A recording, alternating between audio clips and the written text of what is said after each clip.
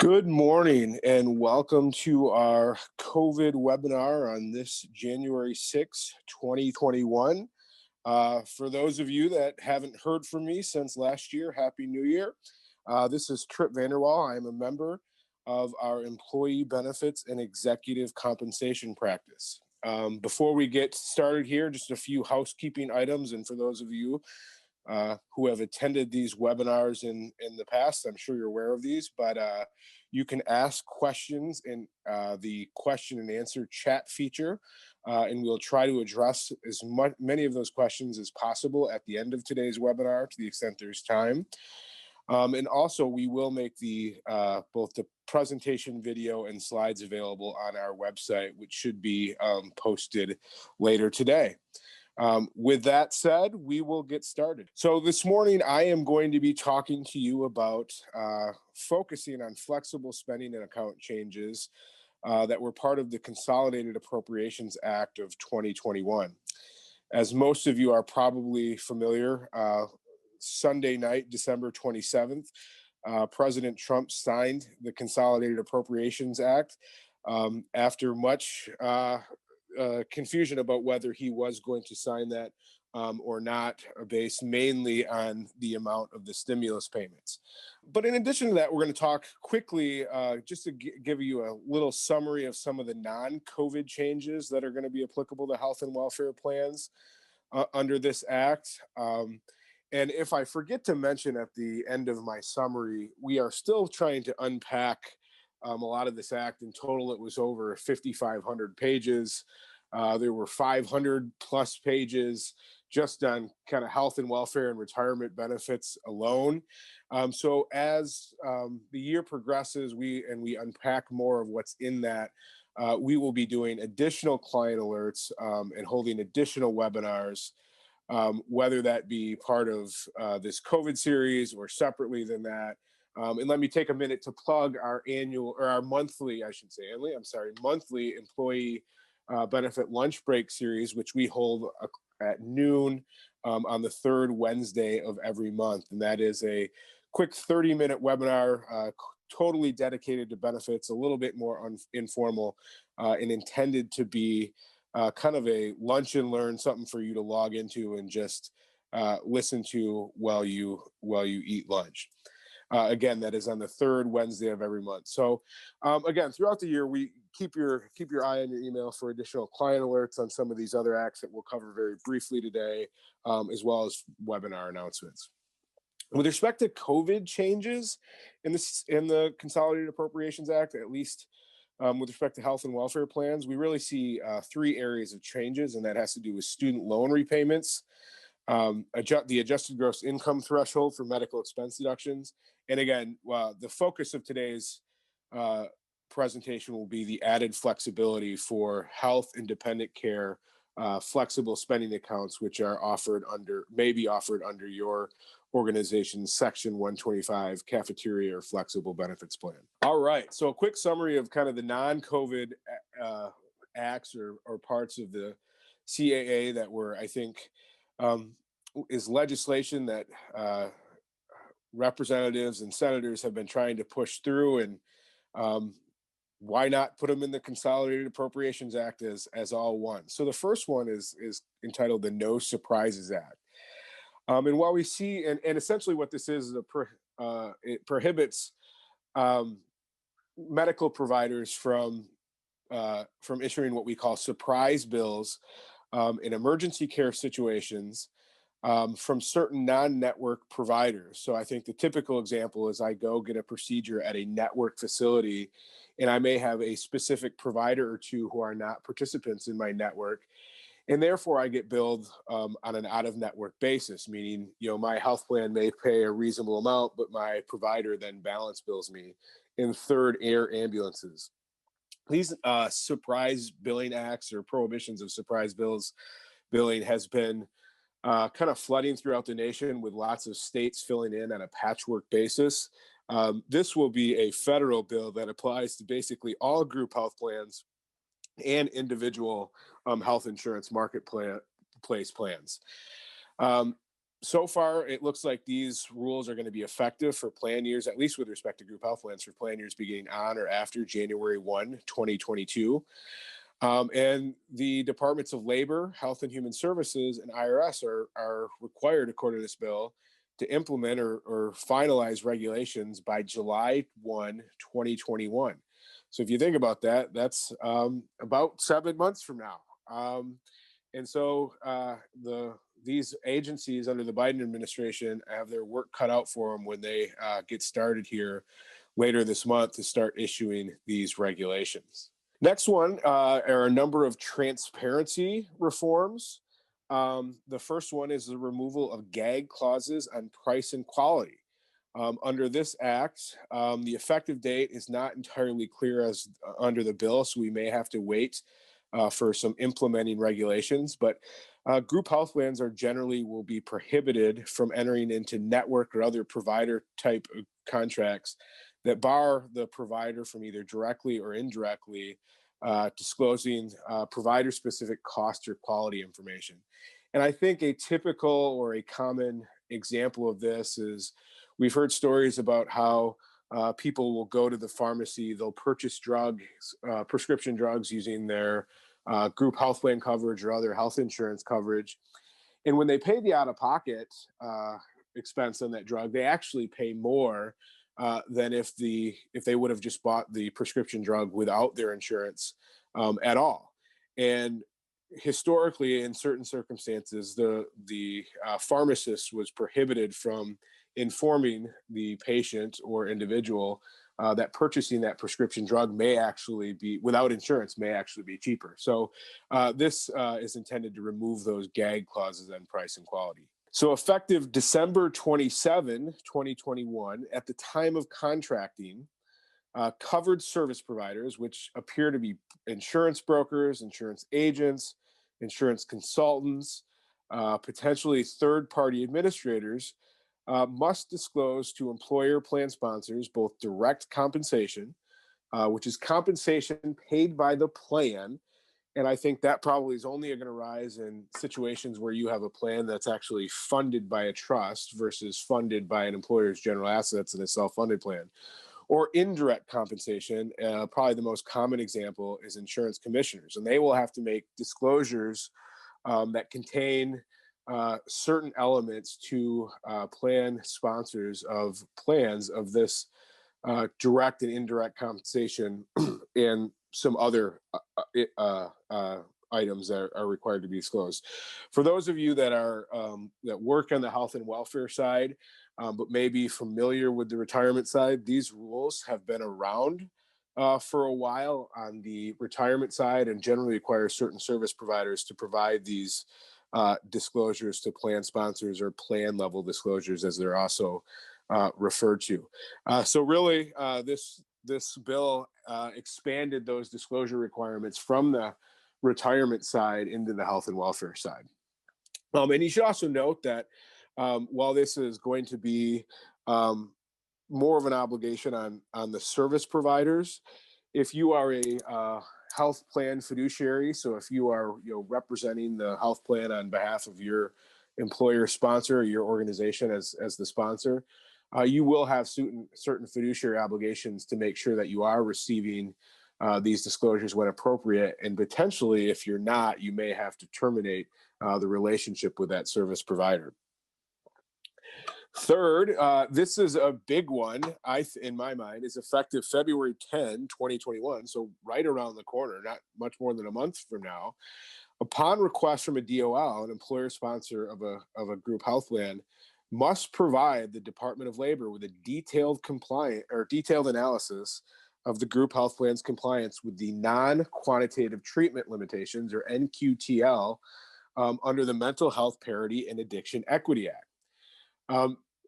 For those of you that have fully insured plans, this obligation is largely going to fall on your insurer to assist you with. And similarly for self-funded plans, going to largely fall on your TPA to assist you with. And while this seems like a big thing, and I agree that it is, the disclosures are only going to have to be provided upon request from the Department of Labor. And as it currently stands, the Department of Labor is only required to request this of at least 20 group health plans per year. So even though it's got a relatively immediate effective date, and that is a little troublesome or worrisome, it's probably likely, unless you're extremely unlucky, it's going to be a while, if ever, where you receive these requests from the Department of Labor.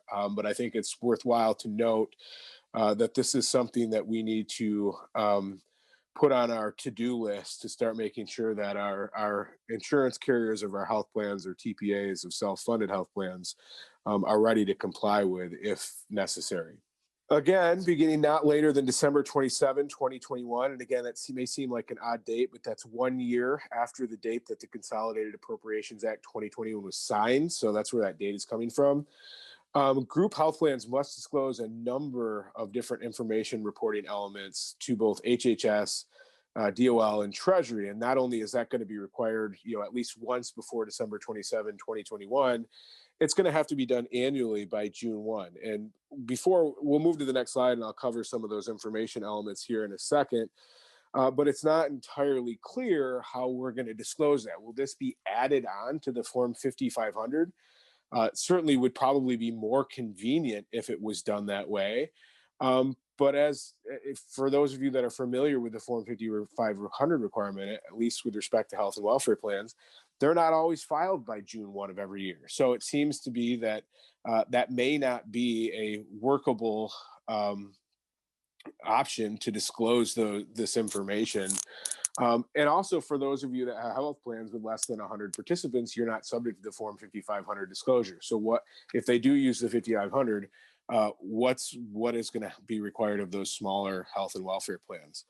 So quickly, so we can move on to kind of the meat of this presentation. Here are the information reporting requirements. Some of them are pretty easy. Other of them will probably be more difficult and require the assistance of your service provider. So the plan year, beginning and ending date, number of participants in the plan, total spending on healthcare services broken down by several different categories, the average monthly premium or contribution paid by participants and that paid by the employer, the impacts on premiums and other out-of-pocket expenses by rebates, fees, and other remuneration paid by drug manufacturers, and then each state in which the plan is offered. The last row is 3 specific information reporting requirements with respect to prescription drugs. You can see the 50 brand name prescription drugs most frequently dispensed by claim number, the 50 most costly prescription drugs by annual spend and the amount spent for each one of those drugs, and then the 50 prescription drugs that fall in one of the previous 2 categories that had the greatest increase in spending from 1 year to the next, and then what that total change in spending amount was. Moving on to some of the COVID changes in the Consolidated Appropriations Act. We'll cover these first 2 items first because they're pretty quick and easy. For those of you that remember, under the CARES Act, employers were allowed to reimburse student loan expenses under a IRS section, or Internal Revenue Code section 127, Educational Assistance Plan, through December 31, 2020. And those plans have a calendar year limit of reimbursement on a tax-free basis of $5,250. So I didn't have any of my clients, and I don't think these were real popular changes in the past year, because the CARES Act was passed on, I believe, March 27, and really only allowed this for a couple months to the end of this year. I didn't have a lot of clients, or I didn't have any clients that opted to go forward with this. However, the Consolidated Appropriations Act extended this provision in the CARES Act until December 31, 2025. So again, in addition to any other eligible education expenses that can be reimbursed under an educational assistance program, employers can also amend their educational assistance program to cover student loan expenses, but again, on a tax-free basis, only up to $5,250 per calendar year. And just, I should note, this is purely speculation or opinion. There's a lot of these provisions in the Internal Revenue Code that are essentially set to sunset For example, this one will sunset and is scheduled to sunset on December 31, 2025. These often make their way into these Appropriations Act or budget bills as negotiations between both parties. So a good example is the R&D credit. The research and development credit was always going to expire and was continued to use as kind of a leveraging piece in these budget negotiations, and I think is now permanent. But for many years was always just extended, several years at a time. So it's very possible that, in several years when we hit December 31, 2025, probably, a few days before that, that this provision is extended. And it could even be expanded on as employers are really interested in looking at how they can help employees with their massive student loan expenses. Medical expenses, the adjusted gross income prior to the ACA Act was 7.5%. So basically your medical expenses had to exceed 7.5% of your AGI, and then they became eligible for an itemized deduction. The ACA increased that percentage to 10% of your AGI. The Tax Relief Act of 2017, passed several years ago, reduced that to 7.5%, but again, that was scheduled to sunset here in a couple of years. I forget exactly when the sunsetting date was, but the Consolidated Appropriations Act of 2021 made that 7.5% threshold permanent until it's legislatively changed again in the future, if it is. All right, so here is really kind of the meat of our presentation this morning, and this was the added flexibility for health and dependent care FSAs. For those of you that get our daily COVID briefing alerts, you will notice that we published a client alert on this subject yesterday. That is available on our website. So for those of you that have reviewed that, this webinar, the rest of this webinar may largely be a review of that. But obviously this will also give you the opportunity to ask questions. So for 2020 and 2021 plan years, a health FSA and dependent care FSA may now allow the carryover the entire unused balance at the end of the plan year.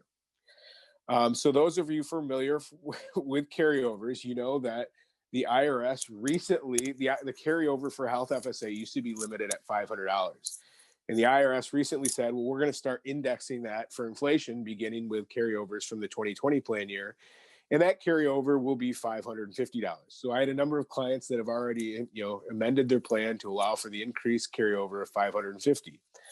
Well, for 2 years, at least the way it currently stands, you can allow, if you want, and again, I will say this several times through the presentation, all of these changes are optional to employers. None of them are required. So it is totally up to you whether you want to do this. And I have some considerations at the end of this presentation about things you might want to think about before you decide to offer or not offer them.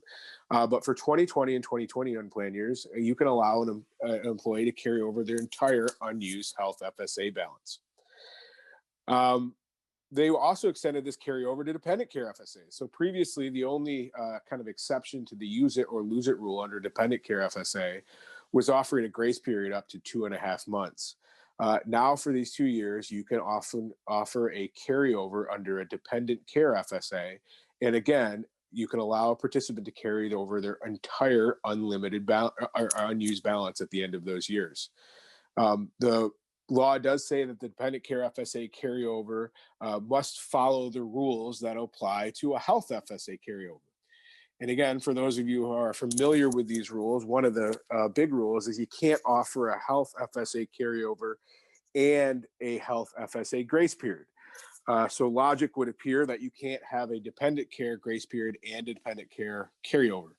Not only does that seem legally prohibited, but it also seems administratively challenging, if not infeasible. So for those of you, so generally grace periods have to be amended either to add or remove by the end of the plan year in which the grace period will apply for. So for those of you, for example, who have a calendar year dependent care FSA or a calendar year Section 125 plan, if you have a grace period and didn't remove your grace period by December 31, 2021, it doesn't look like you can allow a carryover under the dependent care FSA from 2020 into 2021. Now, if you're interested in doing this in the future, you could amend your dependent care FSA to remove the grace period for 2021 and instead allow participants to carry over their entire unused account balance from 2021 into 2022.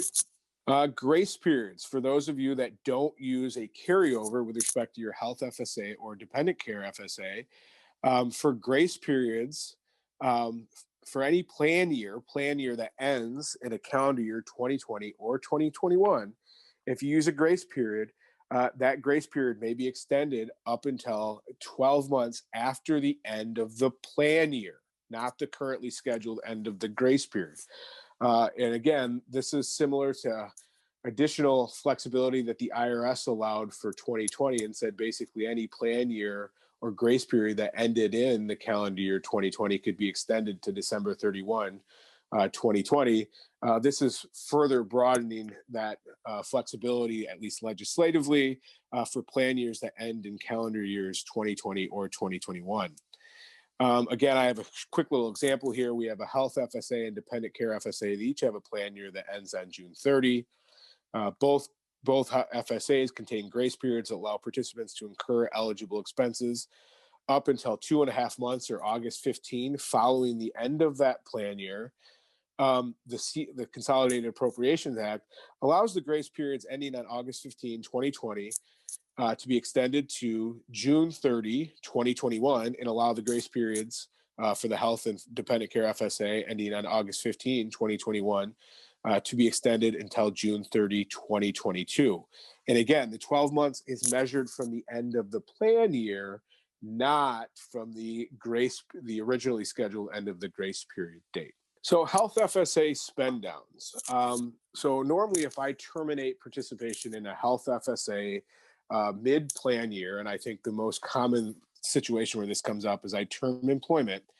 If I want to continue access to my health FSA for the remainder of the plan year, I have to elect COBRA.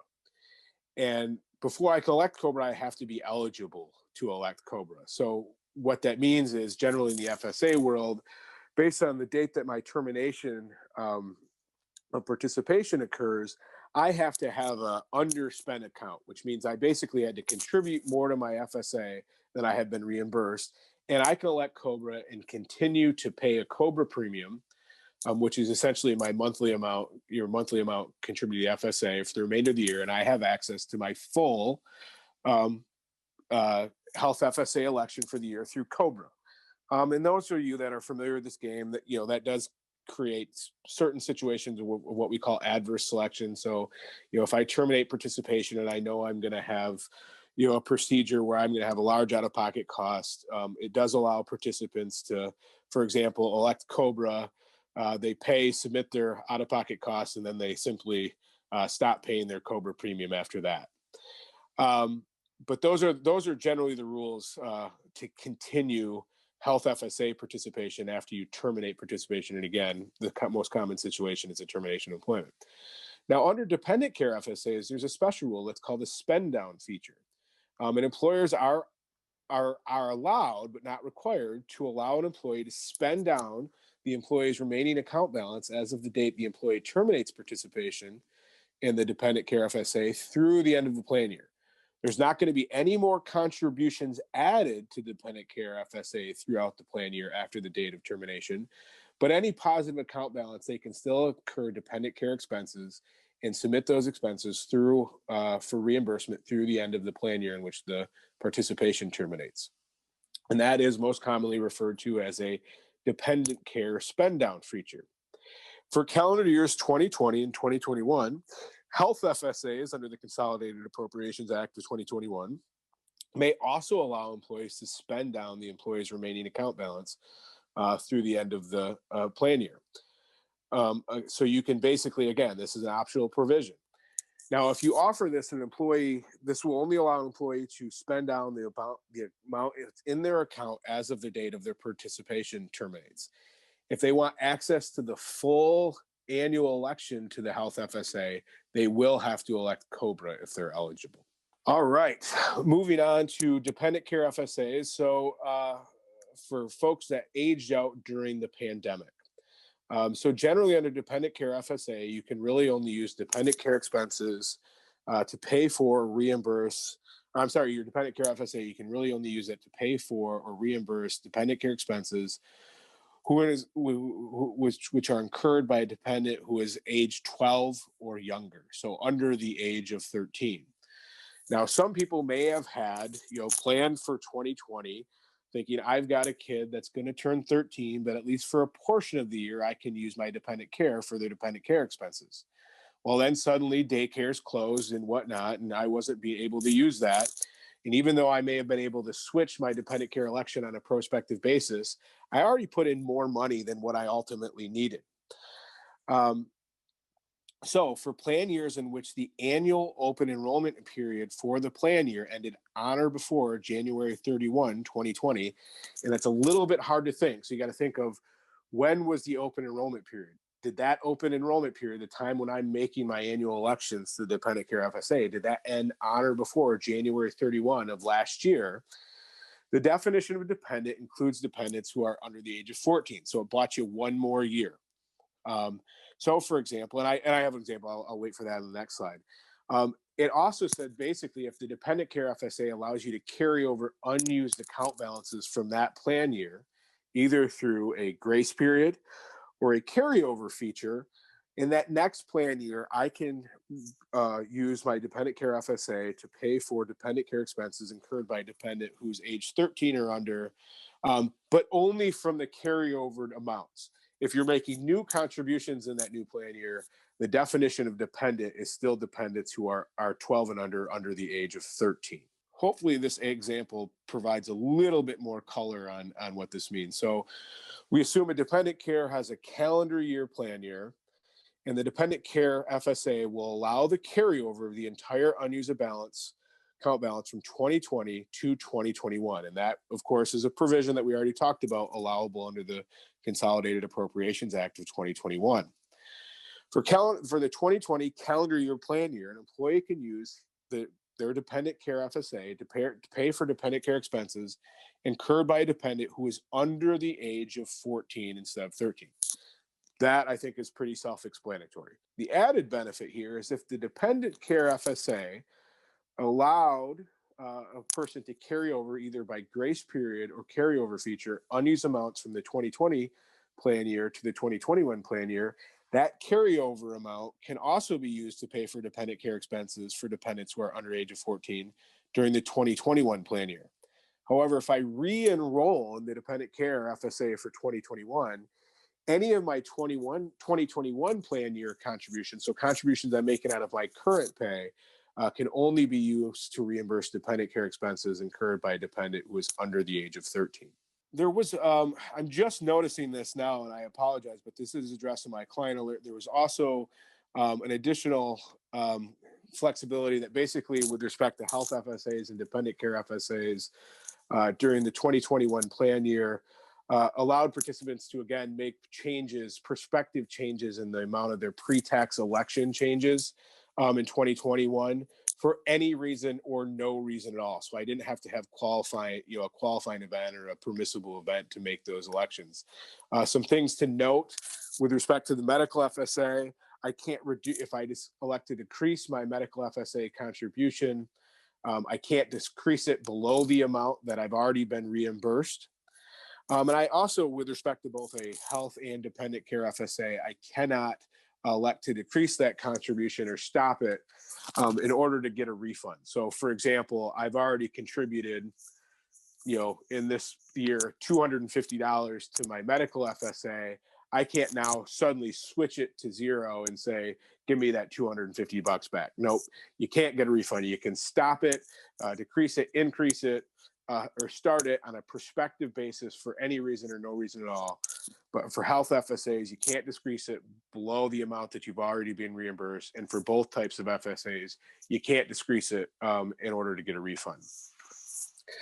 So what do we have to do for amendments to adopt these changes to the extent that you want to offer them? Similar to some of the IRS guidance that we got earlier this year, we have additional time to adopt or sign formal amendments to incorporate these changes into your Section 125 plan, Section 125 plan documents. So retroactive amendments are permissible as long as they are adopted by the last day of the first calendar year that begins on or after the end of the plan year in which the amendment is effective. And that's a little bit of a mouthful, but it's probably going to be December 31, 2021, or possibly December 31, 2022 for most plans. So again, I have an example here. So we have an example of a Section 125 cafeteria plan that has a plan year from September 1 to August 31. If we decide to make a change that's going to be effective for the plan year September 1, 2019 through August 31, 2020, the first calendar year to begin after that plan year is the 2021 plan year.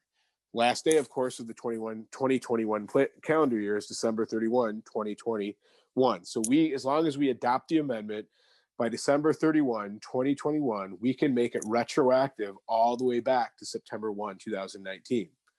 Now, keep in mind that even though we have additional time to adopt these formal amendments, in the meantime, or the interim period, we have to administer the plan consistently with what the amendment's going to say. So we have some time to do the formal plan amendments, but we have to have a good idea of what changes we're going to allow, if any, and how we're going to allow them. And here, move to the next slide, please, Jeff, is some of the considerations you may want to factor in determining which changes you're going to offer, if any. So I think, first of all, is to have a discussion or determine which one of these optional changes, again, all these changes are optional to the employer, are of interest to you. In doing that, you may want to have discussions with your third-party administrator of your FSAs if you use one. And when you're having those discussions, consider a couple things. First, most of these changes, the purpose behind them is to alleviate forfeitures or forfeitures due to the use it or lose it rule in 2020 and 2021. Your TPA can likely run a forfeiture report. And while we may be in kind of a run out period for FSAs for 2020 right now, it's probably a preliminary report. You can get a better handle on how many, what's the dollar figure of potential forfeitures out there. If it's minimal, you may decide that, hey, these changes are likely not going to be that beneficial to my participants because they're just not going to forfeit that much money. And if they're only going to forfeit a little bit, there may be other options that you can discuss with your legal counsel about how to alleviate some of the pain of those forfeitures. Another important one is what changes would your TPA be able to accommodate? And my suspicion is that most TPAs will be able to accommodate most of these changes. They're working really hard with their automatic systems, I think, to get updates in place and to see what changes will be, ultimately they'll be able to handle. But I suspect that they will have to do most of them. And while I'm not sure, there may be an additional administrative fee based on what kind of changes you want to implement. That is another discussion item that you may want to have with your TPA. And again, while you do have time to formally adopt plan amendments, you're going to want to communicate the changes that you decide to pursue or decide to allow as soon as possible. And, informal, I would say in writing is best, but we have kind of some guidance from the DOL that says, we can send those written communications, electronically, that's fine. So I think we just need to communicate in some writing, whether it be electronic or paper, to our participants as soon as possible what changes we adopt. And again, when it's time then we have to start thinking, finally, once we implement this, adopting formal plan amendments. Again, while we have some time to adopt those, you may want to consider, do we adopt them right away? I am certainly not a proponent of pushing off adopting formal amendments to the last possible second. But as some of you may be feeling, hey, I just amended my plan for this $550 carryover, the increased carryover, and now I can do an unlimited amount. So now I got to, maybe amend my plan again, redo participant communications.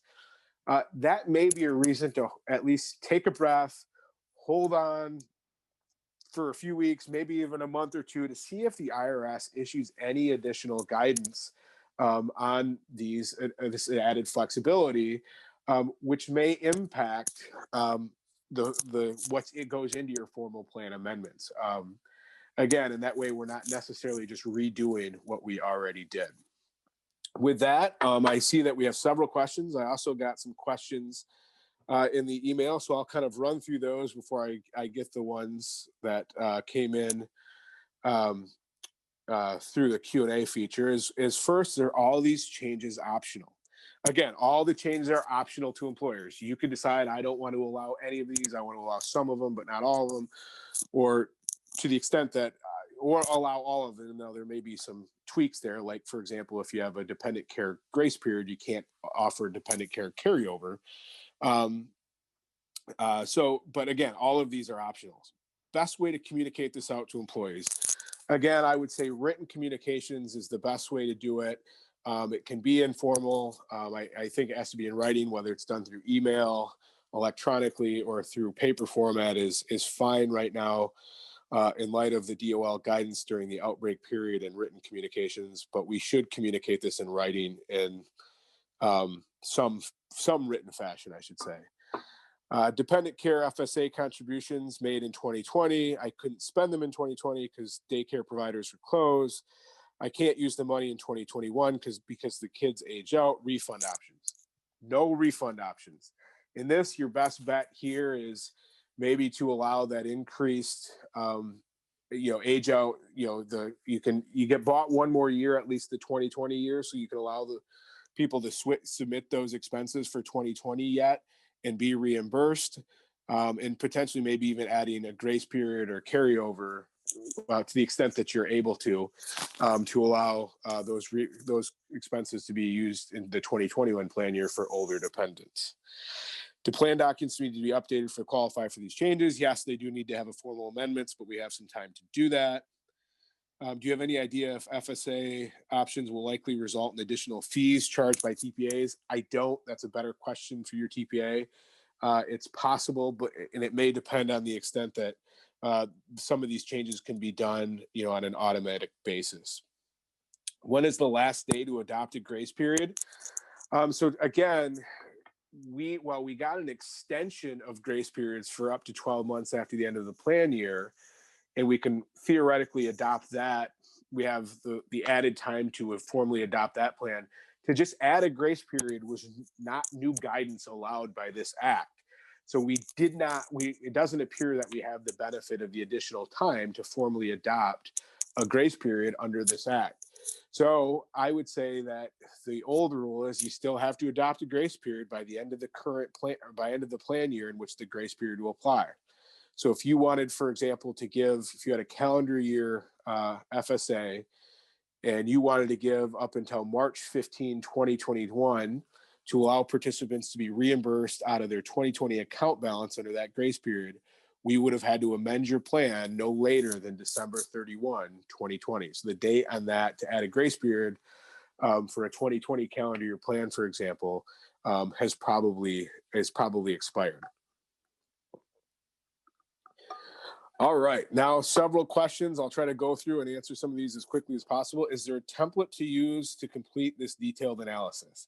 I don't have a template at all at this point. I think this is, again, discussions that you want to have with your legal counsel and or your TPA. Do non-ERISA plans have to report this information? I think that goes back to the non-COVID changes. I am not sure. I'm still unpacking that bill. I think that's a better question that we will ask.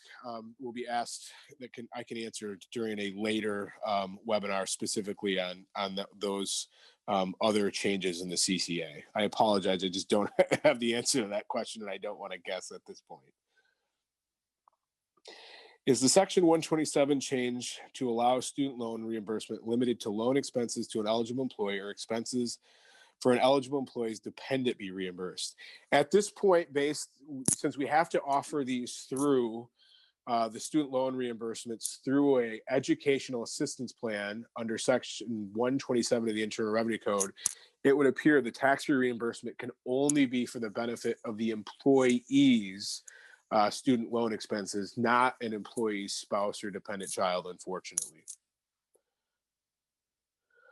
With its $5,250 tax-free education reimbursement, is it $5,250 per employee or total? It would be $5,250 per employee per calendar year. That's the tax-free reimbursement you can give each calendar year. And it's not entirely clear. It looks like, so if I, for example, get hired by an employer that has this as part of their educational assistance plan, and let's say I have $50,000 of student loans, I could submit. It appears that I could submit 50 reimbursement expense for 5,250 in my first calendar year of working with the employer, 5,250 in the next calendar year. So the expenses don't necessarily appear to need to be incurred in the year of reimbursement. But it would be certainly helpful if the IRS, now that this is a program that's been extended for 5 years, would issue at least some additional guidance on that fact.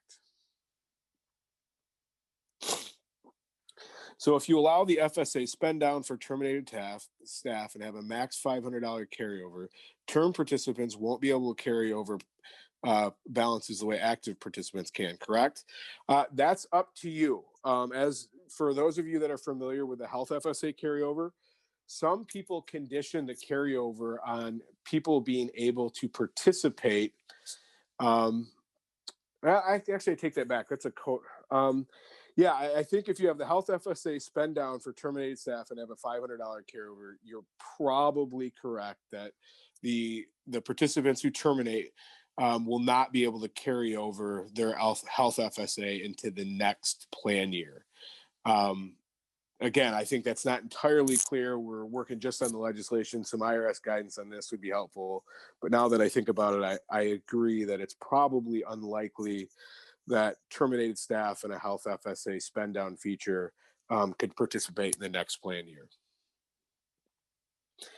Is the carryover for the 2021 plan year for use for the dependent care FSA? So under this new law, yes, you can allow a dependent care FSA, participants in a dependent care FSA, to carry over their unused account balances from 2020 to 2021 and from 2021 to 2022.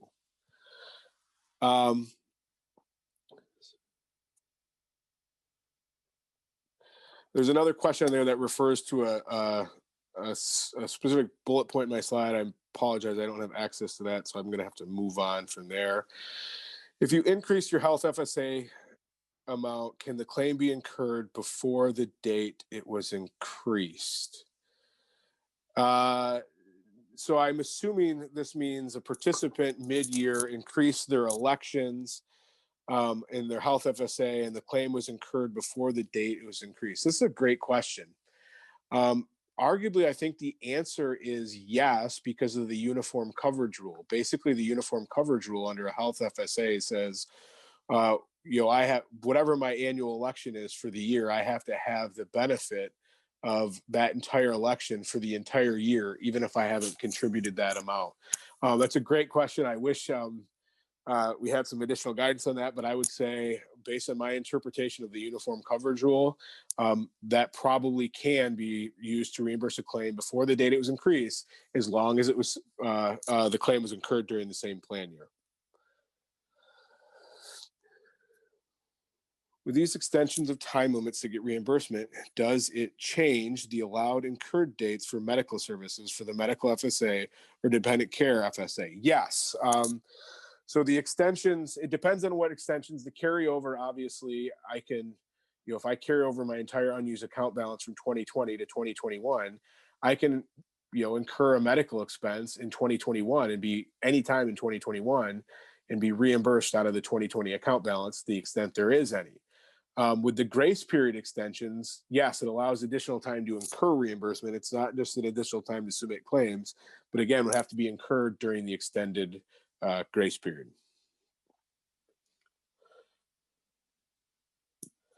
Okay, a couple more, and then I think we're going to have to call it for the day. If a client has a dependent care FSA, renews July 1, and they have a grace period, since these changes came out on December 27, is there any way to be able to change the grace period to allow carry of unused funds for 2021? At this point, I don't think so. So again, the question is they had a calendar year plan. They've always had a grace period for the dependent care FSA. You can't, it doesn't appear you can have a grace period and a carryover feature. And under the rules, it looks like you would have had to remove the grace period by December 31, 2020 in order to add the carryover feature. And I realized that these changes came out in December 27 and didn't allow much time for that change. But I think unless the IRS provides some additional flexibility, we may be stuck there.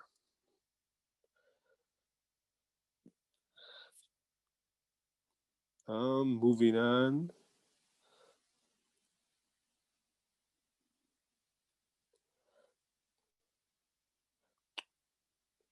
All right. So if retroactive amendments are allowed, why did Tripp say that for plans for the grace period missed the chance to do so? Again, retroactive amendments are only allowed for changes that are permissible under this Consolidated Appropriations Act. The addition or removal of a grace period was not a change that was allowed by this act. So retroactive amendments to add or remove a grace period don't appear to be permissible.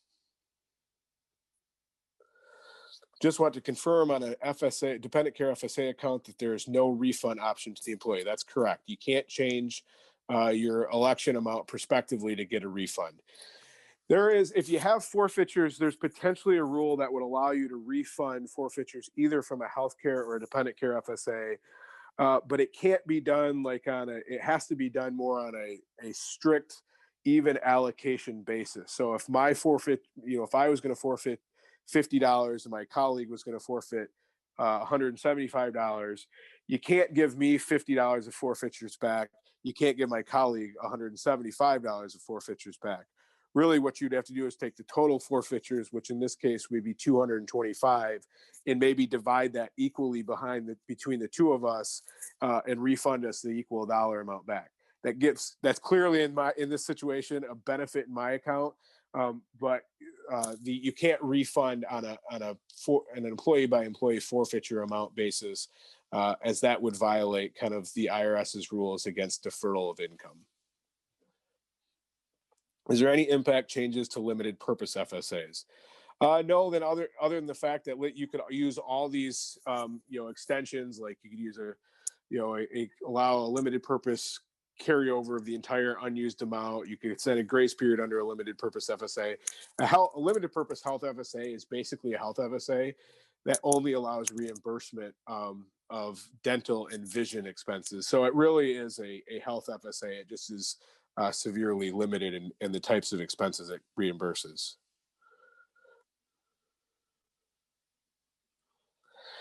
Last question. I believe you stated that health FSA amendments had to be in place by 12/31/2020. Does that mean FSA amendment is not eligible for retroactive provision? So again, I think you got to go back to my last slide on amendments here. So again, retroactive amendments are generally prohibited outside of the same plan year for for FSAs in general, or cafeteria plans in general. If you adopt one of these specific changes allowed under the Consolidated Appropriations Act, you have an extended period of time to make an amendment, and it can be retroactive. It's not December 31, 2020.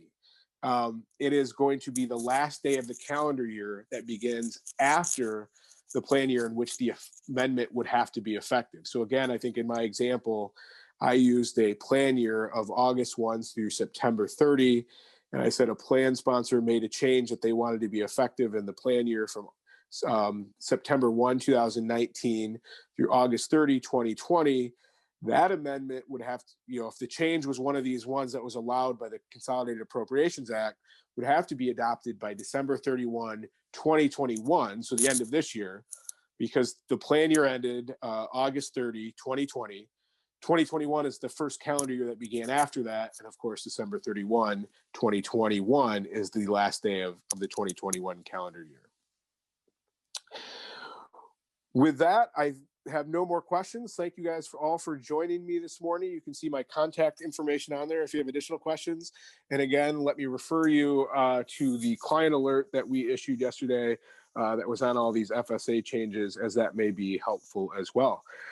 With that, take care, and please join us again for our COVID briefing tomorrow morning.